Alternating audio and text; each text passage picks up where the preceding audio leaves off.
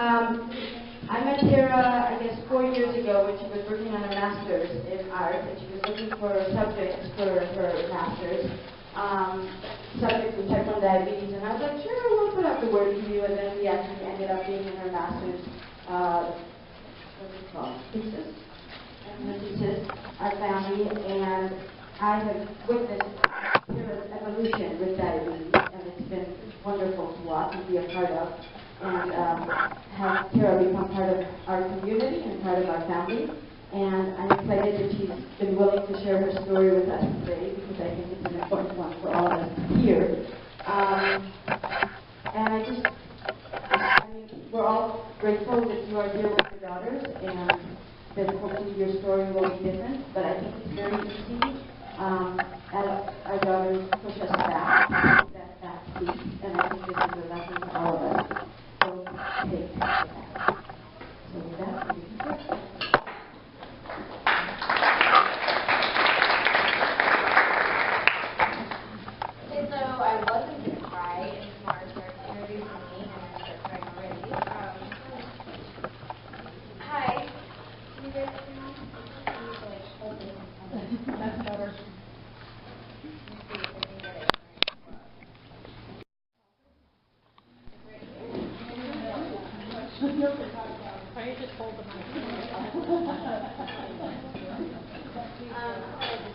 Okay, so I'm going to talk to you guys a little bit about my story with diabetes, but what I want you to do first is I want you guys to all close your eyes. We're going to do a little visual, and this is kind of where the moms and the daughters are going to separate for a second. I'm also going to age myself quite a bit when I say back in the old days. So to explain a little bit about this, I want to tell you what a dark room is. A dark room is a very, very dark room where you process photographs and you make photographs. So basically, when you talk about photography, the base of the word photography is the word photo, and photo means light. So you need light to be able to make the photograph. Now, old cameras that we used to use didn't have the preview screen on the back. It was all film. You expose this little piece of paper to a scene in front of you, and that scene would be captured on that little piece of paper. Then you would take that little piece of paper and put it through a chemical process, and that process left you with what we call a negative. And the negative is just a tiny little square piece of film that kind of feels like plastic, and that is what you take with you into this dark room. Now, it's called a dark room because of the tiny red light, and that's the only way you're able to see in this room. So you're going to take that little piece of film, the negative, and you're going to go into that dark room. You're going to have a piece of paper with you, and then you're going to have all these different kinds of chemicals. And what you're going to do is you're going to take that negative, and you're going to expose that piece of paper that has other special chemicals on it, and then that negative is going to create an image on that white piece of paper. So you guys can all open your eyes. What do you see? The blank piece of paper, right? Where's the magic in that? Well, the magic comes to when you take that white piece of chemically coated paper exposed to light, and you put it into different baths of chemicals. And it starts out slow at first, but then the image starts to appear and become more defined and more visible as you swish it back and forth in these different chemical baths. So I want you to hold that visual in your mind. And I'm going to tell you my story with diabetes. My story starts when I was diagnosed at 8 years old. I was really sick. Didn't want to eat anything. I was throwing up. And I weighed 38 pounds when I was 8 years old. Super skinny, little girl. And my mom took me to the pediatrician's office. And the pediatrician was explaining to me I had type 1 diabetes. And as he was telling me all of this, he stopped and I said, "I'm so sorry, doctor. I had a Pepsi and a Snickers in the car on the way here." And this was the first of many apologies that I would make throughout the rest of my life for high or out of range blood sugar. So after my diagnosis, it didn't change me as a little kid. I was active. I loved being in the sun. Apparently, I was always meant to be a California girl, even though I lived in Colorado. I loved cake. I loved all things sweet, even when I was little, even after I was diagnosed. I loved yoga. Apparently, I was really good at downward dog when I was at age. And just after my diagnosis, it was really important to me to keep being physically active. And my dad actually took up doing Ironman triathlon. So we had ridden tandem bikes together. I did an Iron Kid triathlon, which was like, the white bread, Iron Kid bread. They made a triathlon for kids, and I did that one. So yeah, I was still active. I loved doing things.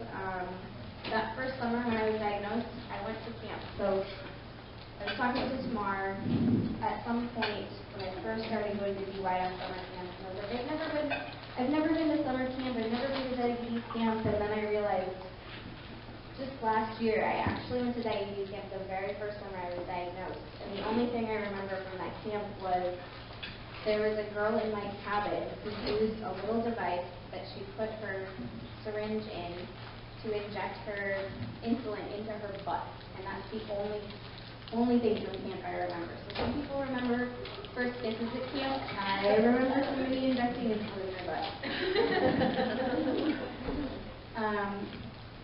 So basically, I lived actively for the first, I want to say 8 years. With type 1 diabetes, my A1C was between a 7 and an 8, and then as my later in the teen years, my A1C started to creep up, and it started to become a lot higher, and then I hit the double digits, and the doctor started to tell me all the different complications and the different things that could happen to me, and it almost felt like a threat. It was, you're not doing good enough, you're not taking good enough care of yourself, you don't have good control, and everything was good or bad, and it was never just a number for me. And so I started to base my self-worth on what my blood sugars were and how good my control was and what was I doing wrong. I took diabetes into my hands when I was a very young age because I was strong and independent and wanted that independence. And into my late teen years, I started to push everybody away because I was like, this is my battle. Nobody else needs to fight my battle. This is for me to figure out and for me to overcome. And it became too much. And that was when a lot of the denial started for me. Sorry.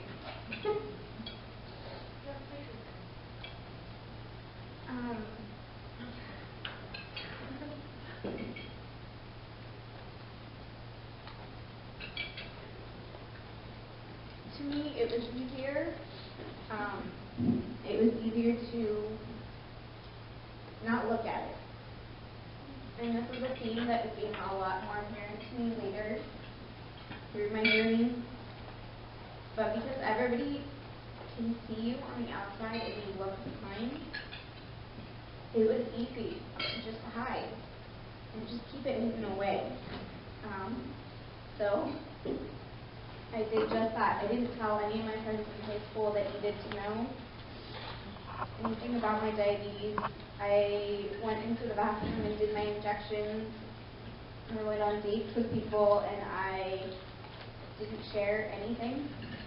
And it was one of those things that if I don't have to see it and I don't have to talk about it, it doesn't exist. It was something imperfect about myself that I didn't want to define me. So I graduated from high school and moved away to college. And then after I graduated college, I moved away to Europe. And I would only see my endocrinologist when I needed a refill for my prescription, or when I wasn't feeling like I could handle my actual health in that very moment. So, everything went out of focus.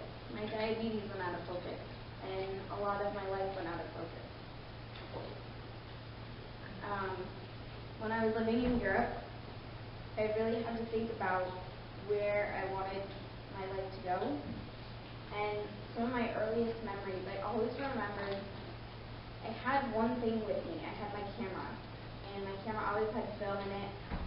I took pictures of everything. I took pictures of road trips that I took with my family. I took pictures of my grandpa fly fishing. I took pictures of the mountains and my pets and all the things around me. So while I was in Europe, I decided that I was going to go to photography school. And this was probably the easiest decision I've ever made in my life because it was a part of me that I knew I could show everyone and I could share with everyone. And that was easy. It just came naturally to me. So I came back and I started my master's program at the Academy of Art in San Francisco. And this is a picture of me from when I was 5 years old on a road trip with my grandfather's on the left, his big 4x5 camera. And if you can see closely enough, I have my camera dangling from my wrist, and I'm holding a Kool-Aid juice box in my hand. And that's the Grand Canyon behind us. But for me, this is one of the pictures that I think really defines who I am. So I went to art school, and in art school, everybody reinvents themselves. Everybody makes completely drastic physical changes to their appearance because they want to find out who they are. They want to be different. They want to stand out. They want to have their own voice. And I was searching for my artistic voice. So what did I do? I cut my hair off into a faux pas. I dyed it black and blonde. And in this one you can see my feather too. I have one of my feathers in my hair. Let me see here first. So in all of this, I saw everybody around me making these physical, visual changes to their lives to try and find their voice, to try and find out who they were. And I did that too. And in the middle of this, physical changes, I got frustrated. I got really mad, and I was angry. And there was one day where I just couldn't handle it. It might have gone. Is it okay?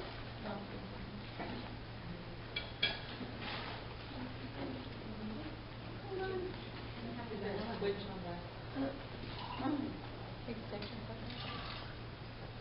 she picked the script. Is there an on-off switch?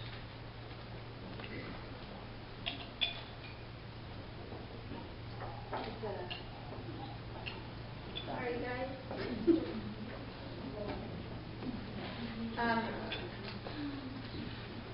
Okay, so anyways, I was trying to find my voice, and in trying to find my voice, I found out that everybody had the same kind of approach to finding their voice. And I took out my journal one day, one of my sketchbooks, and I started writing. I got my undergrad in journalism, so writing for me was a relief. It was a way for me to get things out. And so I started writing kind of a stream of consciousness, which is a technique I do a lot, and a lot of people that I know for photography do a stream of consciousness writing. And I started, and I wrote down simple words that were like photographer, artist, creative, free-thinking, world traveler, foodie, things like that. And the list went on and on and on, and I just kept saying words, and I just kept trying to write words, and the only word that I wouldn't write down was diabetic. I didn't want to write it on a piece of paper. I didn't want to actually accept that was something that was a part of me. It was everything. Okay. I can talk loud. It's okay. Can you guys hear me? Yeah. Okay. So I didn't want to write diabetic down. I didn't want to have it written down on paper so that I had to see it. I had to know that was part of me. That was a word that I had to say. I didn't want that visual. I didn't want to, but I did. I wrote it down in the biggest words possible on the page. And then I took out my camera. And from there, I forced myself to see everything diabetes. I forced myself to take pictures of everything that went along with it because I wanted to have to look at everything. I didn't want it to be invisible to me anymore, and for the first time in a very, very long time, I wanted to see my diabetes.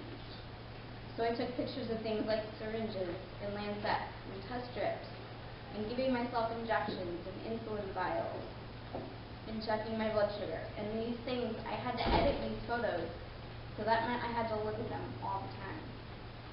So from here, I decided to do my thesis. And I've always liked taking pictures of people, and I knew I wanted to do a series of portraits. So that was the easy part, right? We always have the easy part, the easy choice. Well, the hard part was I needed to make it about diabetes. I needed to make my health a priority in my life. I needed to be able to face something really difficult, and that was how I was going to find my voice as an artist. So I decided that I was going to do portraits of people with type 1 diabetes, and I contacted a couple of organizations, and through a series of very quick emails and conversations and everybody talking and introductions, and I literally fell down into a diabetes rabbit hole. I went to summer camp that year. I went to DYF summer camp, and I taught the teens photography, and I loved it. I was a part of the teens, and the teens actually made me cooler because I didn't know things about diabetes, and I didn't know diabetes slang. I used to call my meter a glucometer. I will admit that right now.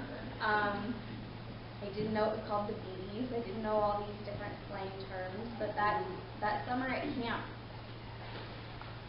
opened up a whole new world to me. There was a secret language and a secret club that I got to be a part of. And it wasn't an exclusive club. It was just a club that I never wanted to be a part of. I never accepted myself as a part of that club. So I met all these wonderful people. In this photo, you'll see this is a woman named Patty. She's had diabetes for over 50 years. She told me all about having to pee on a stick to check your blood sugar. A little more information than I wanted to hear, but it was one of the best things I could have done. I got to see somebody who had been living with diabetes for twice my age. I met Norm, who's the little dog in the picture, and his owner, Terry. Terry lives on a boat. And I got my first experience with an early alert canine. Norm actually alerted on me that day. I met this really tenacious woman who was the mother of a T1D. She introduced me to a lot of people and introduced me to Carb. And this was one of the things that absolutely changed my life.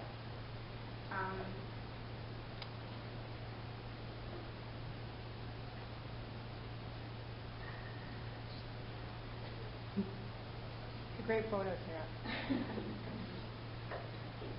So,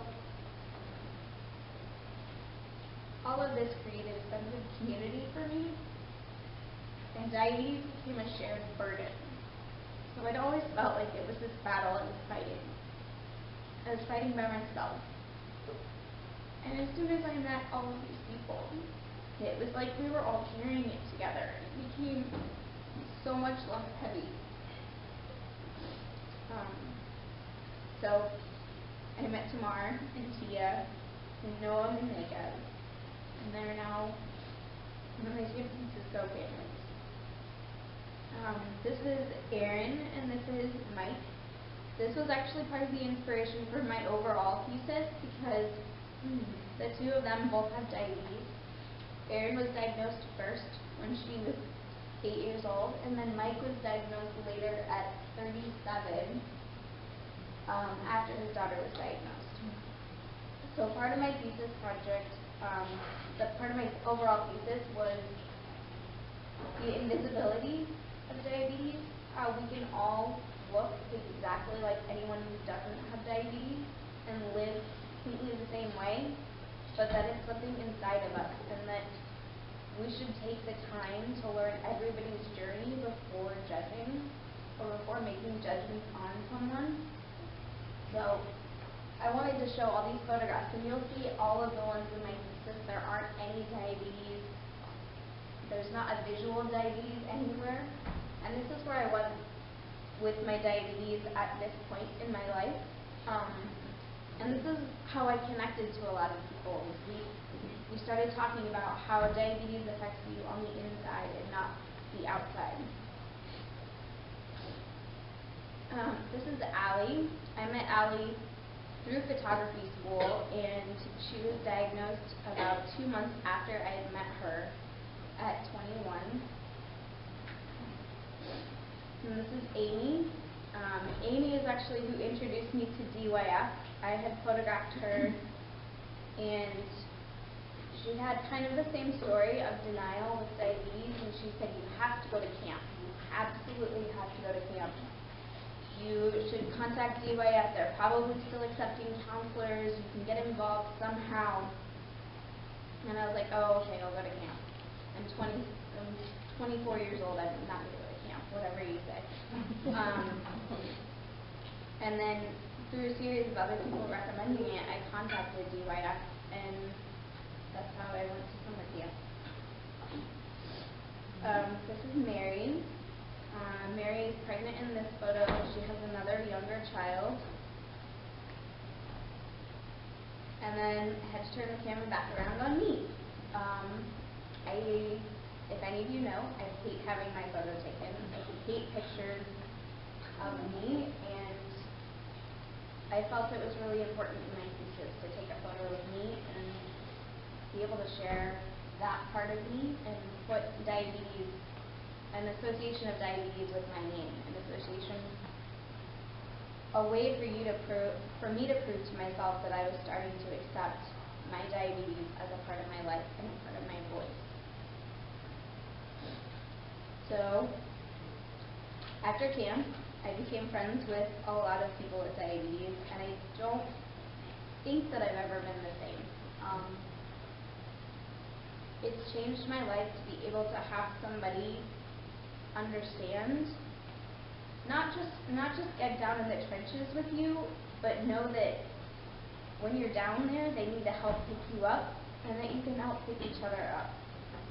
So, this is a picture of Katie and I checking our blood sugars. That was the first time I'd ever had somebody check a blood sugar with me, and we had the same number. And that's also at surf camp. And apparently I didn't know that everybody was jumping at the same time. And this is from one of the weekends where we all dressed up, and Katie convinced me to be a test strip. She was a blood sample. So after that summer, I dove in head first. I was treading water for a while, but I dove in, and I started going to a lot of different diabetes events around the Bay Area, and I started going to Beer and Basil to see in Oakland. And one of the first few conversations that we had was that we talked about our acceptance of our diabetes and our bodies, and how diabetes changes your body, and how we have such a different relationship with our bodies than a lot of other people do, because we have to know what's going in and what's coming out and what's happening all the time, and it's like numbers in your head that are just bouncing around, and you have to think about it all the time. So we talked a lot about that, and then we started joking, and we started talking about maybe doing some sort of calendar, something to raise money for all of these awesome organizations that have helped me in my life. And then we talked about doing a naked calendar. So that's where we came up with T1D Exposed. I'm sure many of you have seen the calendar around. weren't quite sure what we were going to get. At least I wasn't. As the photographer, I was like, how am I going to make this work? How am I going to show my voice, my vision through these photographs of people, and they're going to be naked. Like, I don't have props. I can't make this, it's just the person, and a naked person for that much. But what came out of it was absolutely amazing. I actually just talked to Claire on the phone today, so she is totally cool with me sharing her story. Claire has had kind of the same story as I have. She spent the past few years battling with denying her diabetes, and she went to a center where she was faced with having to take full care of her diabetes every single day, and that was the main focus of herself. It was almost like a rehab center. And when she came to do this photograph with us, she had just gotten out, and she was absolutely amazing, totally accepting of her body, and it had been through so many changes in the past few months. It was really cool to see how she was able to take one experience and persevere through that and be courageous enough to sit in front of the camera. And she, as you can tell from the photograph, she's just very comfortable with herself, and it was amazing to see this kind of imagery come out from our experience. I don't know if you know who this person is. It was one of those things where it was completely scary, and you had to be courageous, and you had to be vulnerable. And I was asking people to strip down, wear nothing, and show yourself completely, all of you, to raise money for this other thing, for a cause, for other people, to help advocate for diabetes. I was asking other people, show me your diabetes, show me your pump, show me everything. And these people were amazing. Everybody was courageous, down to earth, and totally, they taught me so much. Like, it was one of those things that I walked away and I was like, I don't know that I would ever be the same person if it wasn't for this experience. So this is Emily and Stephanie. They are twins, both have type 1 diabetes. They're sisters. Her wife's missing. Yeah. So then I had to turn around and the camera had to be on me, and it was really hard, and Katie can probably attest to this. It's so hard to not be self-critical about all the little things, about all the little bruises or bumps or anything you're insecure about with your body, because diabetes changes that. To stay alive, we have to have those things, and we have to see them, and we have to deal with them. But for me, after hiding from diabetes for 19 years, it felt really good. It felt like I was opening the world, and the world was accepting me because I was accepting of myself. And I was able to say, hey, this is me. I am a photographer. I am a world traveler. I am all of these things, and I have diabetes, and this is what makes me who I am. It doesn't have to define me, but it also gives me a completely unique lens through which to see the world. I am a more compassionate person. I am a more driven person, a more courageous person.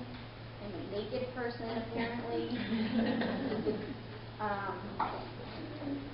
So diabetes has made me strong, a little bit stubborn, courageous, able to persevere, empathetic, and compassionate. My body is imperfect, and my story is imperfect. and the touches of diabetes make me that way. But diabetes has given me a unique lens through which to see the world. And I definitely don't go into the dark room without my diabetes anymore. That's it.